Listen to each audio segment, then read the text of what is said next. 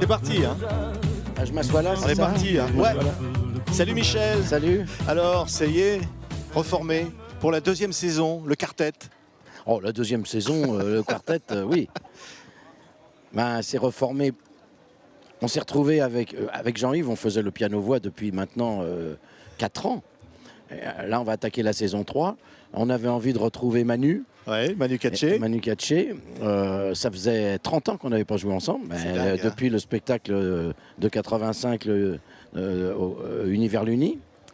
Et donc on s'est retrouvés, ouais, c'était vachement bien, quoi. C'était comme si on s'était pas quitté la veille, quoi. Ouais, c'est ça. Et alors un quartet, il en faut un autre, c'est Jérôme Regard qui vient. Et Jérôme regarde le petit nouveau, ouais, qui joue de la contrebasse. En fait, on a laissé le choix à Manu, avec quel bassiste a envie de jouer. Et il nous a dit Jérôme Regard. Et donc effectivement, c'est la saison 2 maintenant. Ça fait ça, 2 ans qu'on tourne avec ce quartet. Donc c'est très agréable pour moi de passer du spectacle piano-voix qui est plus intime, plus à ce quartet. Donc ça fait un changement très, très agréable, quoi. Mais les deux sont agréables. Oui, oui. Mais ce qui est agréable, c'est le changement. En Oui, fait. c'est ça. Et ça swing, hein. Ouais. Ça swing à fond, là. Ouais, ouais. C'est- Bah oui, bah moi j'adore Manu. Hein, ça a été pratiquement mon premier batteur. Manu, il a commencé sa carrière avec moi. Il sortait pratiquement du service militaire. Carrément. On a commencé dans les années 80, quoi. Hein. C'était 81, 82, par là, on a commencé à faire les premiers spectacles et les premiers disques. Voilà. Et puis en 85, donc on a fait le Palais des Sports et toute la tournée Univers l'Uni. Et c'est après qu'on s'est séparés, après ce spectacle-là. Donc ça devait être en 80. On a fait une tournée, donc ça devait être vers 86-87. Ouais, une formule gagnante extraordinaire. Ouais. Et alors, évidemment, des titres que personne n'a oubliés. Tu parlais de l'Univers l'Uni, évidemment. Oui. Mais il y a aussi la boîte de jazz. Oui, C'est- on continue à la faire. Il y a des titres comme ça dont je me lasse pas. Tu sais, moi, quand je choisis mes chansons pour faire un spectacle, c'est toujours le principal critère, c'est qu'est-ce que j'ai envie de chanter. C'est pas qu'est-ce que les gens attendent. Parce que si je choisis une chanson que les gens attendent et que je chante à contre-cœur, ça va pas aller. Ouais. Ils vont dire, ils veulent entendre, je suis venu te dire que je t'attends. Je voulais te dire. Oui. Oui. Ils vont vouloir ça. Oui. Dites-lui. Non, dites-moi. Dites-moi. Ah, alors ça, Oui. Pas dites-lui. je suis à côté de la plaque, là. Oh oui, je suis venu te dire, ça c'est Gainsbourg. Mais Oui. lui, il disait, je suis venu te dire que je m'en vais. Oui. Et moi, je disais, je voulais te dire que Donc je c'est t'attends. dites-moi. Et Et je voulais te dire que je je t'attends. voulais te dire que je t'attends. Alors celle-là, on l'a fait avec le piano-voix. Je voulais te dire avec Jean-Yves, mais pas avec le quartet. Par contre, oui, la boîte de jazz, Super Nana, voilà, ces titres-là, on les fait parce que c'est toujours agréable de les jouer. Oui. Joueur de blues aussi. Oui. C'est ça. Alors, Joueur de blues fait partie d'une petite surprise à la fin. Je vous en dis pas Alors, plus. comme c'est une surprise, on ne le dira pas. Hein. Voilà. Hein. C'est-à-dire qu'elle n'est pas en entier, mais voilà. C'est le bonheur, Michel. C'est le bonheur, finalement, de retrouver. Alors, c'était ces années 80, mais finalement, ça reste quand même d'une force. Je sais pas. Bah, de toute façon, moi, tu sais, quand j'ai commencé, ma vie artistique, c'était dans les années 60. Et je prenais mon pied, quoi, à faire de la musique bêtement, au golf draw d'Henri Leproux, à faire du rock'n'roll avec les groupes et tout. Et moi, je me suis programmé, je crois qu'on se programme, pour ne pas perdre ça. Et en fait, c'est vrai, c'est pas des mots, quoi, c'est pas des formules, c'est une réalité. Quand je monte sur scène, c'est comme quand j'allais au golf draw, j'ai toujours 18 ans, j'ai 20 ans, j'ai le même enthousiasme. Et je pense que ça peut être contagieux, c'est-à-dire on ne peut pas faire de la musique par devoir, ça ne marche pas comme ça. Ouais. Donc ce plaisir, il est partagé avec Jean-Yves, avec Jérôme, avec Manu, et il a toujours été là pour moi, quel que soit le spectacle. Hein. Oui, Voilà. il était là dès le début. Dès le début, et oui. oui. Se dire, cette chanson, évidemment, on pense aux vacances au bord de la mer, on pense à ce style qui était à la fois la chanson traditionnelle et puis en même temps avec le cul tourné vers le rock'n'roll aussi, quelque part. Bah non oui, c'est ça qui m'a donné envie de faire de la musique, moi. Ouais. C'est le blues, c'est le rock'n'roll, c'est Ray Charles, c'est Muddy Waters, c'est ça, pas le jazz.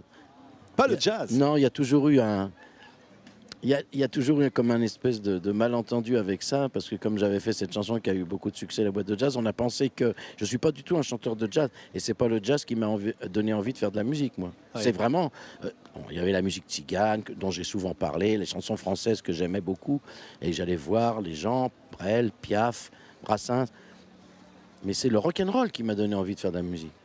ça débarquait dans les années 60. Donc ça, c'est encore là, quoi. C'est toujours là. Ouais. Quand tu es passé par cette école-là, ça peut pas te quitter.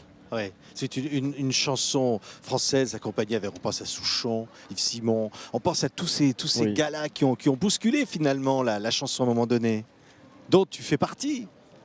Oui, on l'avait appelé la nouvelle chanson française à l'époque. Je me rappelle, il y avait eu un journaliste qui avait dit ça. La nouvelle chanson française, à Yves Simon. Mais oui, mais parce que c'est vrai. Et puis on est toujours en relation. Hein. Mais c'est quand même un privilège de faire notre métier.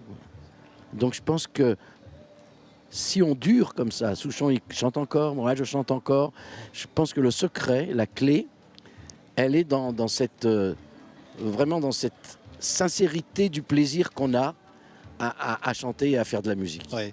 On ne triche pas avec Ouais.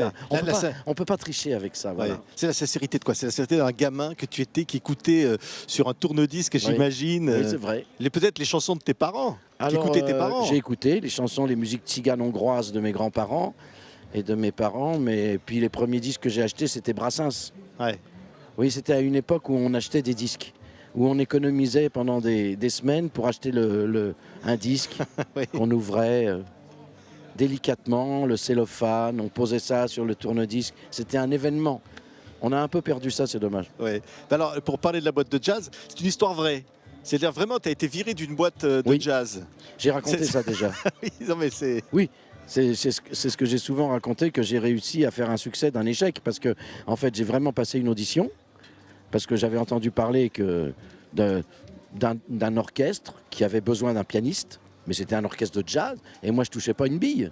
Donc, effectivement, j'ai dû jouer je sais pas quoi, et je me suis fait virer. Et tu te comparais à toutes les grandes stars du jazz là-dedans. Hein. Ah non. Ah non, mais là, quand même. Ah oui, mais là, après, j'ai joué avec les mots. Ouais. Avec les noms, tu vois, il y a des Ouais. choses comme ça. Tu t'es rendu compte qu'il y a beaucoup de noms de jazzman qui finissent Mais- par on. Ouais, mais je pense au swing, la fabuleuse histoire de Mr. Swing. Oui, ça, c'est autre c'est chose. quand même le swing, c'est au fond, c'est une musique joyeuse avec un fond, j'allais dire presque aussi parfois tragique. Il y a quelque chose dans le blues, dans le jazz. Ah, je crois que Ouais. j'ai été nourri de ce que tu viens de dire. La musique tzigane, qui est une musique un petit peu déchirée, tu vois. Piaf, Brel, Brassens, c'est-à-dire l'amour des mots aussi. Et puis Ray Charles. Piaf, c'était du blues aussi, tu vois. Ouais. Donc moi, j'ai toujours pensé qu'on pouvait mettre le swing dont tu parles au service aussi de l'émotion, au service des mots, au service d'une histoire, parce que c'est ça la particularité de la chanson française qui fait vraiment son identité, c'est les mots. C'est une histoire, c'est des émotions, c'est des sentiments. Et on peut y mettre du swing pour Oui, mettre en valeur oui, oui, ça. oui. Voilà. Pour moi, ce qui compte, la base de mon travail, c'est vraiment les mots. Oui. Et puis se dire au fond, ce qu'il raconte ce chanteur, on l'a vécu aussi. Peut-être il y a une part d'universel dans tout ça. J'espère. Ouais. On est reliés, on est de la même famille. Hein. Il y a la famille humaine, c'est tout ce qu'il y a. Uni vers l'uni. Voilà. Ça, c'est drôle que personne... Je me suis dit, c'est pas possible. Je peux pas être le premier. C'est ce qu'on appelle le langage des oiseaux. Je peux pas être le premier à voir ça, univers. Personne ne sait. Je me suis dit, non, je vais le faire, mais je suis sûr que... je crois pas. Il y a des évidences comme ça, tu sais, comme le mot maladie, il y a des évidences comme ça. Voilà. Merci beaucoup. Merci. Michel Jonas, quartet avec Manu Katché, Jean-Yves D'Angelo, Jérôme Regard. Oui, Événement on va ici. et à Paris, on fait le Palais des Sports le 15 septembre parce que c'est des retrouvailles, parce qu'on était là il y a 30 ans au Palais des Sports. Tu vois. Ça va nous faire curieux, Ouais. ça. Vous n'avez pas changé, comme dirait Non, on n'a l'autre, pas changé. un chanteur connu. Hein. Merci Allez, Michel. ouais. Porte-toi bien. Merci beaucoup.